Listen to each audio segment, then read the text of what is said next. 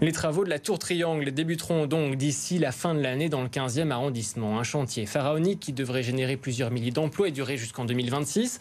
Un immeuble supplémentaire qui suscite des réactions en effet très contrastées. Signe de la modernité pour certains, perte de l'âme historique parisienne pour d'autres. Et cette question, y a-t-il trop de tours dans la capitale? Nous en parlons ce matin avec notre invité.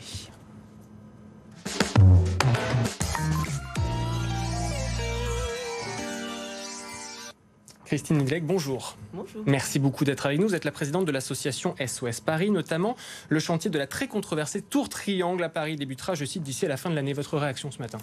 Bien, nous sommes outrés d'avoir appris la nouvelle du lancement du chantier de cette tour.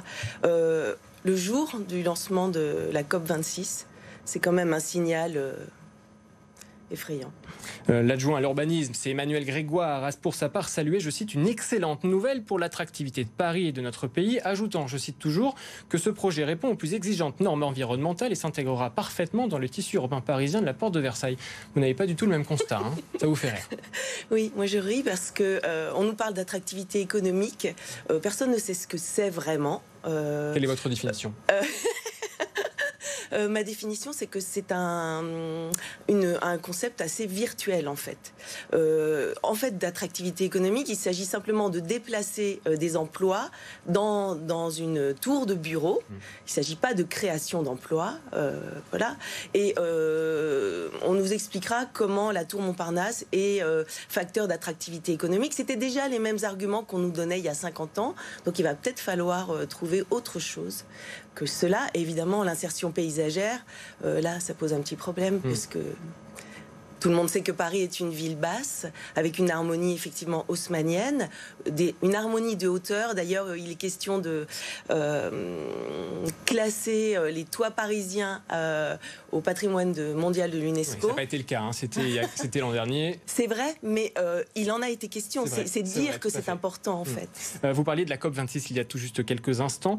Ce projet répond aux plus exigeantes normes environnementales. Est-ce que ça peut vous rassurer? C'est ce qu'affirme Emmanuel Grégoire. Oui, mais alors, on nous affirme beaucoup de choses qui sont rarement vraies en réalité. Et les tours ne sont jamais écologiques, mais jamais.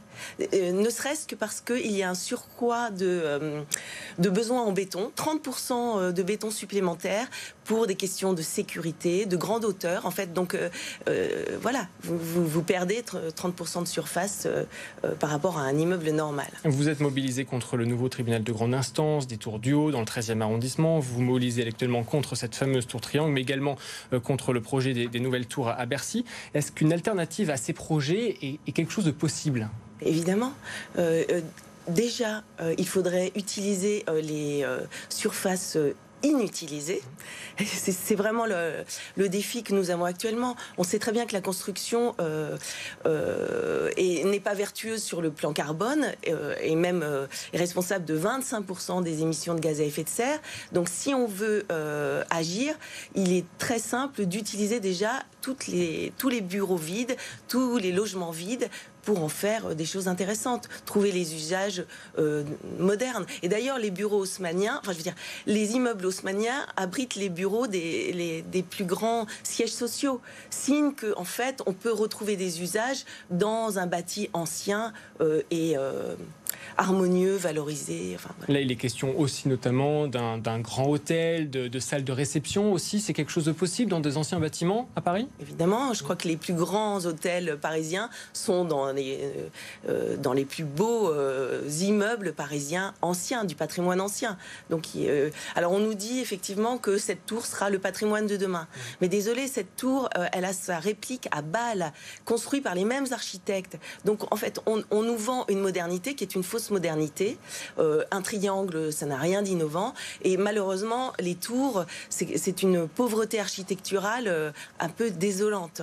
Vous parlez des tours, en effet, à Paris. Il y avait, alors c'est pas une tour évidemment, mais c'est un bâtiment qui peut porter évidemment à réaction le centre Beaubourg, qui a été construit, en tout cas inauguré en 1977. On a regardé les archives, c'est vrai qu'il y avait eu ce même amas de réaction, et pourtant aujourd'hui il est totalement accepté, en tout cas par une très grande partie des Parisiens. Est-ce qu'il ne faut pas laisser le temps justement à ces bâtiments-là pour se faire une idée? Écoutez, moi je sais pas, la tour Montparnasse, voilà, c'est ça. Oui, mais en fait, là, il s'agit de construction d'immeubles de bureaux. Ouais. Ce n'est pas un monument, c'est pas un monument culturel. Donc effectivement, on peut accepter qu'un monument culturel, ou bien même le tribunal de grande instance, même si nous ne sommes pas partisans de ce type de construction, et imaginer que la justice vienne surplomber toute la ville, c'est quand même une drôle d'idée.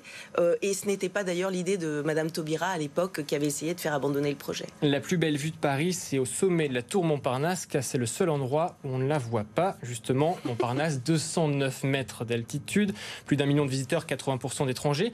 Est-ce qu'elle aurait été davantage acceptée, selon vous, si elle s'y situait, cette tour, au-delà de Paris, au dehors de Paris? Ce qui pose problème aujourd'hui, c'est qu'elle soit en plein cœur de la capitale. Exactement. En fait, c'est bien pour ça qu'on a choisi de mettre les tours parisiennes à La Défense. C'était un compromis qui était tout de même assez intéressant. Et c'est vrai que Paris n'est pas New York. Ce n'est pas le même tissu urbain. La tour Triangle est en périphérie de Paris, dans le 15e arrondissement. On est du côté du périphérique Paris. Oui, mais on la verra de partout. Vous voyez déjà les tours du haut, on les voit de partout. Le tribunal de grande instance, on le voit même entre les jambes de l'Arc de Triomphe. C'est quand même triste. Le groupe Changer Paris, à droite, donc, va déposer un vœu au prochain Conseil de Paris pour demander l'abandon du projet. Est-ce que vous croyez à un retournement de situation? Est-ce que vous l'espérez? Évidemment, nous l'espérons. Effectivement, cette plainte au parquet financier, cette instruction, elle est très intéressante et c'est ce que nous avions soulevé, nous, dans nos procédures. Et il faut savoir tout de même que cette tour de bureau bénéficie de la loi Jeux Olympiques, c'est-à-dire une loi dérogatoire qui lui permet d'échapper aux possibilités de recours des associations et des opposants. Ce qui fait que nous n'avons eu le droit qu'à une seule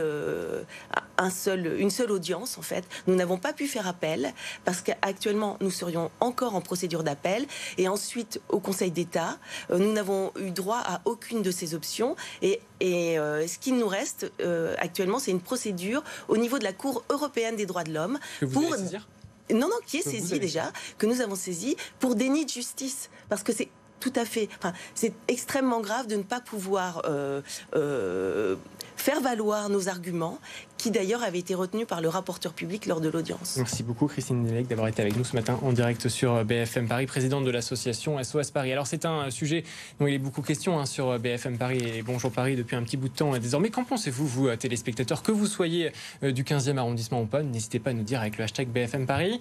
L'information continue. À tout de suite.